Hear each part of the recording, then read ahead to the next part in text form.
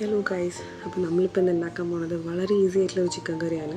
അപ്പോൾ അതിനകത്തേക്ക് നമ്മൾ ഫസ്റ്റ് ചിക്കൻ മാറിനേറ്റ് ചെയ്യാൻ വേണ്ടിയിട്ട് pepper, salt, garlic, ginger garlic paste, vinegar, soya sauce, turmeric powder, മുളക് പൊടി, അങ്ങനെ നമ്മൾ ബേസിക് ആയിട്ടുള്ള നമ്മുടെ ഇൻഗ്രീഡിയൻസ് ചേർത്തു. പിന്നെ അതിനകത്തേക്ക് ഷെസ്വാൻ ചട്നി കുറച്ച് ഞാൻ ആഡ് ചെയ്തു, ബിക്കോസ് എനിക്ക് ഷെസ്വാൻ്റെ ടേസ്റ്റ് ഭയങ്കര ഇഷ്ടമാണ്.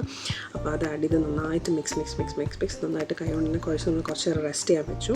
എന്നിട്ട് പാനിലേക്ക് നമ്മൾ കുറച്ച് ബട്ടർ ഇട്ട് ബട്ടർ ഒന്ന് സോട്ടായി വരുമ്പോൾ ഈ ചിക്കൻ ആ പാനിലോട്ട് നന്നായിട്ട് സോട്ട് ചെയ്ത് കൊടുക്കുക.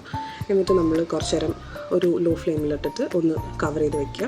കവർ ചെയ്ത് വെച്ച് കുറച്ച് കഴിയുമ്പോൾ പതുക്കെ ചിക്കനിലുള്ള വെള്ളം ഇങ്ങനെ ഇറങ്ങാൻ തുടങ്ങും.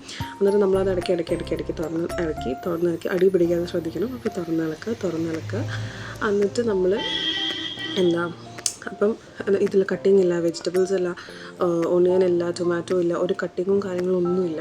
വളരെ ഈസി ആയിട്ട് നമുക്ക് ലേസി ആയിട്ട് ഇപ്പോൾ രാത്രി ഡിന്നറിന് അല്ലെങ്കിൽ വീക്കെൻഡ്സിൽ നമുക്ക് വളരെ ലേസി ആയിട്ടിരിക്കുന്ന ടൈമിൽ ഏറ്റവും ബെസ്റ്റ് ചിക്കൻ കറി ആയിരിക്കും.